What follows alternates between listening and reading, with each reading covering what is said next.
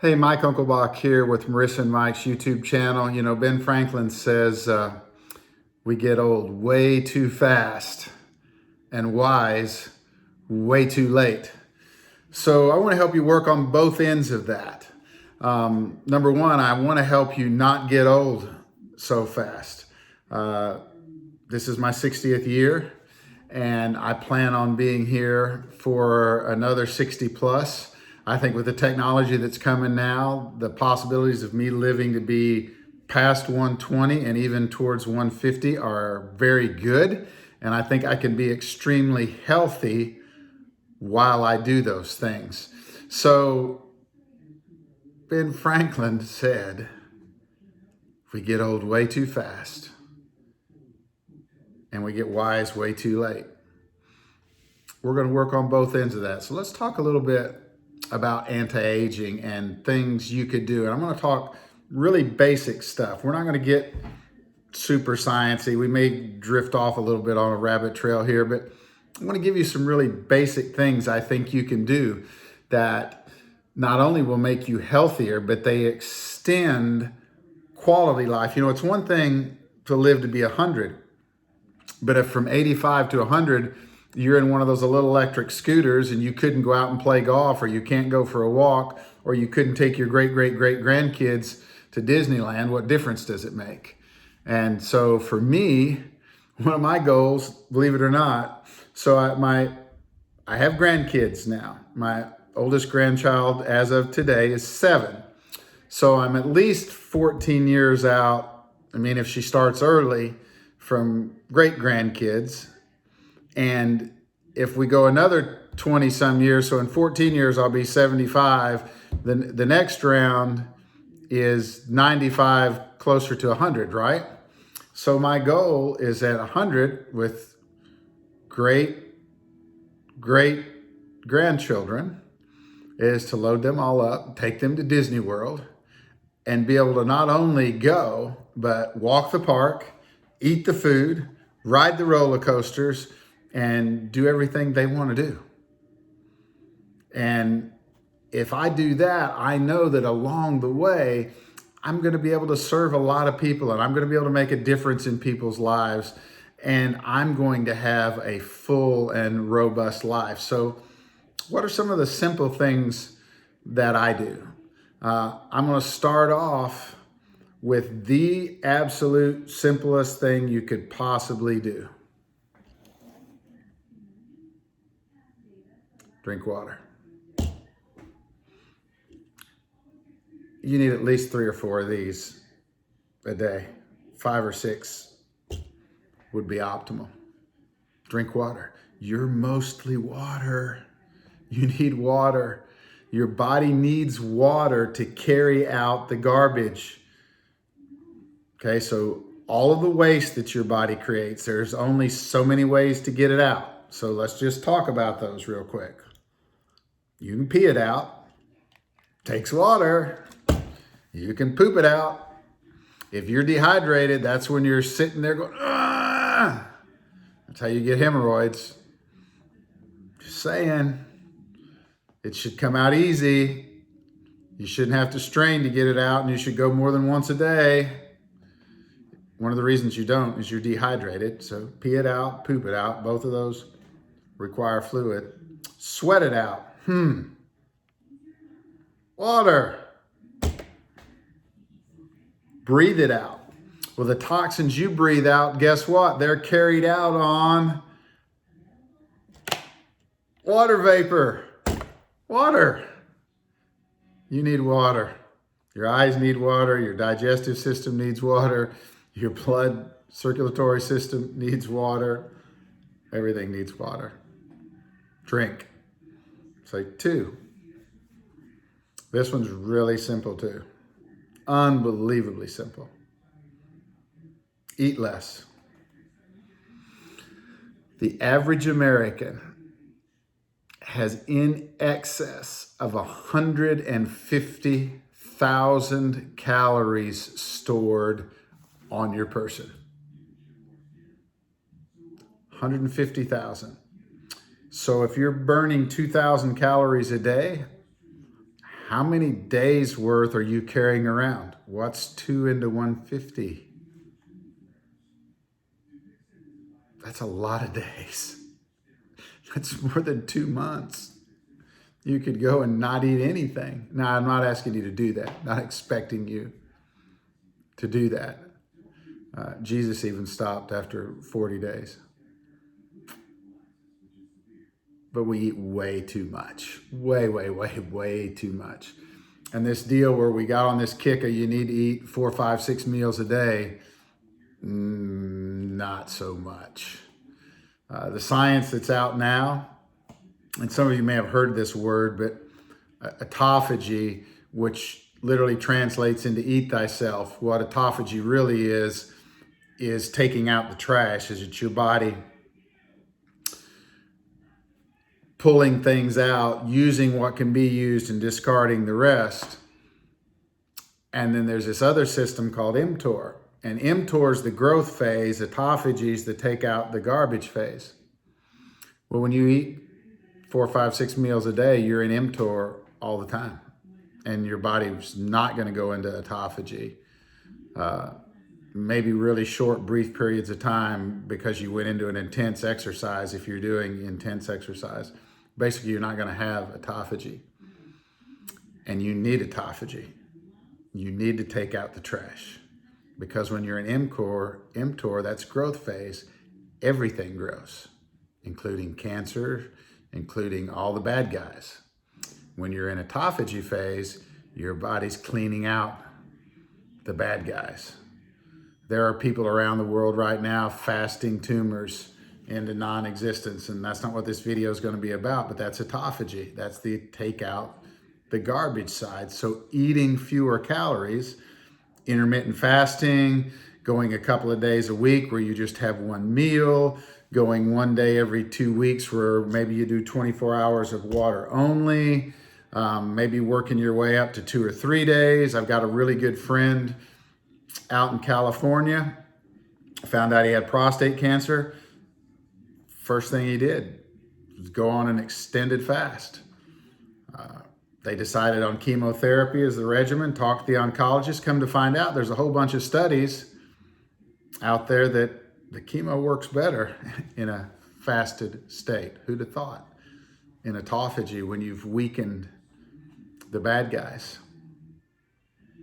You know, and he blew through his chemo, wasn't getting sick, wasn't having all the side effects that other people have thought. Who'd have thought? Maybe because his body was in take out the trash mode, the chemo could do its work and the body could get rid of it when it was done and it didn't have to hang around and make him sick. I don't know that that's the case. I just know he went through it a lot better than most people do.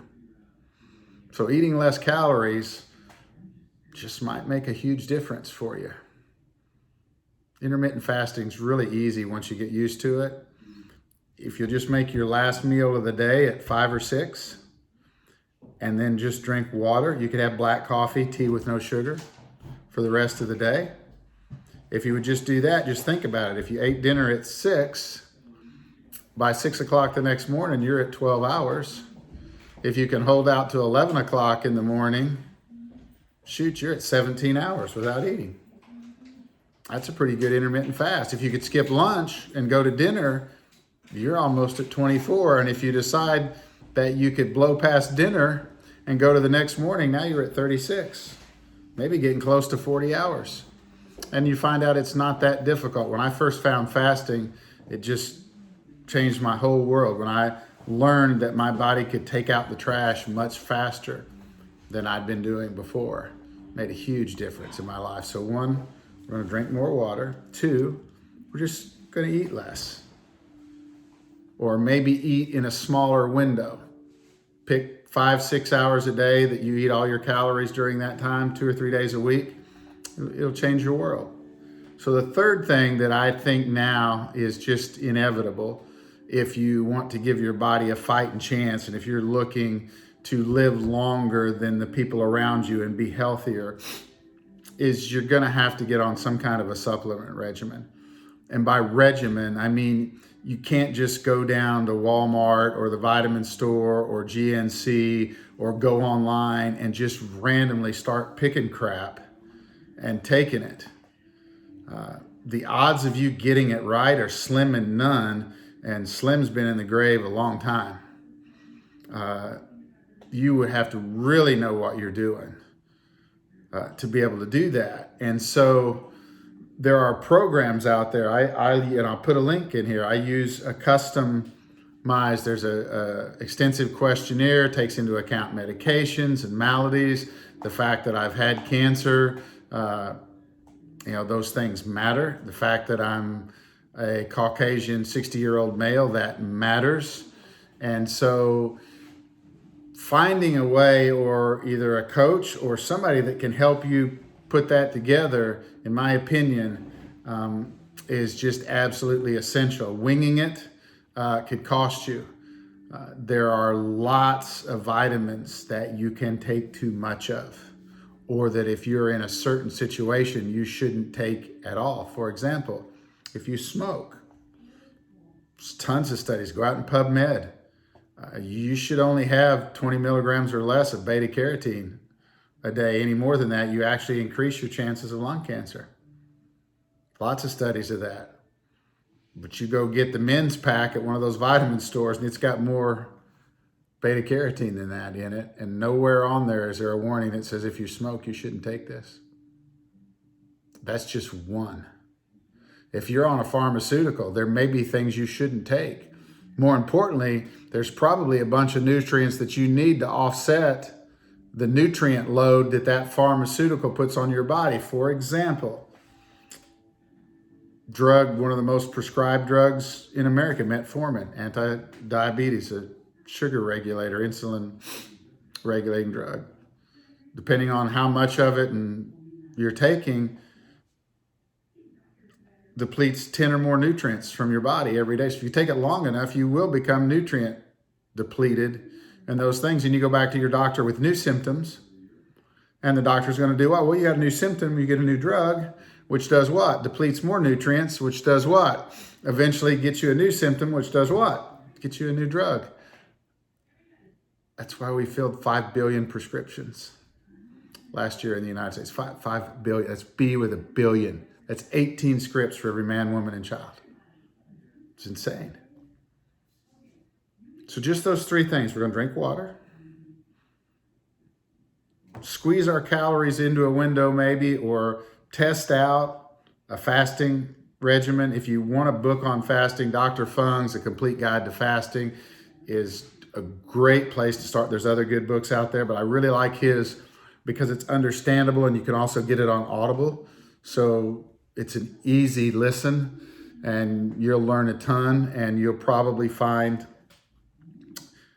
a modality in there that you can do that you feel comfortable starting to do. And so the last thing that I want to talk to you about that most of you would really enjoy getting more of, that will help you live longer and increase quality of life, is sleep. Your body heals itself at night when you're asleep. And I'm going to give you a real important reason that you need to sleep, and you need to sleep well, which means cycling in and out of deep sleep. I track my sleep every night because I want to make sure that I'm cycling, because it's going in and out of those cycles where your body pressurizes up your spinal fluid, does a dump, and it washes your brain. It's crazy. But those little amyloid plaques that cause this and that cause Alzheimer's and cause cognitive dysfunction, that system's designed to wash those out. And if you're not cycling through those sleep cycles, you're setting yourself up for massive cognitive decline very early in your life. What do you think we have early onset cognitive dementia, Parkinson's, Alzheimer's, all have early onset diagnosis. Now, I don't know about you, but I'm not looking forward to being 80 and not being able to remember what my grandkids' names are. That sucks. I don't want to be out driving my car and not be able to remember how to get home, or realize I've been driving around for 30 minutes and I don't know why I left the house. Stories you hear about all the time. Go visit a memory unit. That great place for Alzheimer's warehouse. They call it a memory unit. It's a warehouse for people who can't remember their name. Real fun. And it's all preventable and it's fixable. That's a whole nother story. Can't get into that today. But I just wanted to give you a few things. And I've been holding this the whole time, but my business card that when I'm out and networking and pass up, on the back of it, I'll hold this up. I think you can read it. My tagline is "Let me get you unstuck," and that's my goal here with you guys, is to give you information that would help you get unstuck, that would help you move down the road your ability to do life better, to feel better. One of the things that you just don't realize is how bad you feel until you feel good. So hopefully this helps. My time is up. I actually went over what I wanted to do, and I only got about 18 hours more without taking a breath here. So we'll stop for now. Many blessings to you and your family. And remember, as Ben Franklin said, dang, we just get old way too fast and wise way too late. Well, my goal is to live to be 150. My mission is to take you with me. And we're going to break that cycle of old way too late, old way too soon, and wise way too late. Many blessings. Have a great day. Be back and talk to you again soon. Bye-bye.